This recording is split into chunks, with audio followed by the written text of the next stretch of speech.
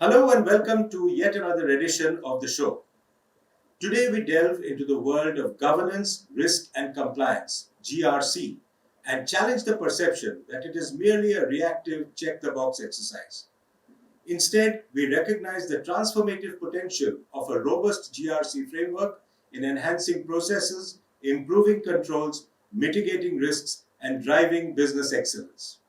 To discuss some of these critical issues concerning governance, risk, and compliance, we have our special guests Anil Riat, Group Head Internal Assurance at Bharti Enterprises, and Harpreet Singh, Partner Risk Consulting at PwC India.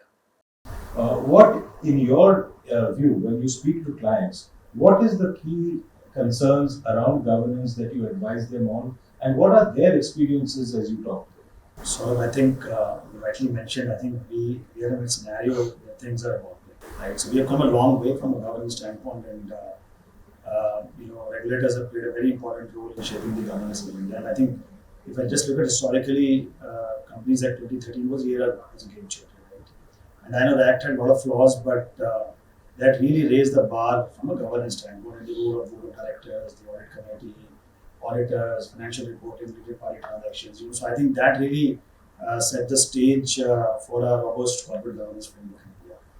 More than what gets dictated from a regulatory framework, it's about the culture that we set in the organization and what we want to be as an organization. More with the regulation. I mean, that piece is a compliance issue. But the way we structure ourselves into culturally, in terms of being a responsible entity, right? Someone who will sustain over a much larger period of time. What are the key things you are witnessing in terms of the, is there a sort of mismatch between the older companies, the ones which are established, and the startups, or is it just something which everybody is now very, very mindful of? And in this age where technology is so, evolving constantly, there are technological developments and digital transformation happening across the corporate sector. How are you, companies like yours, sort of leveraging technology to enforce governance practices? This piece is the impact of technology on corporate governance and the adaptation, digitalization. Pretty complex. It's a pretty complex scenario which is evolving actually. While it's helped the business become very effective and efficient, there are also challenges associated with this, right? So, for example, technology has allowed us to communicate more freely with all our stakeholders, right? On a regular basis, you can put your information down the board very quickly. They request information. The simple things like board compositions have also become more wider, allowing for more participation and a wider talent pool and skill set being available on the board.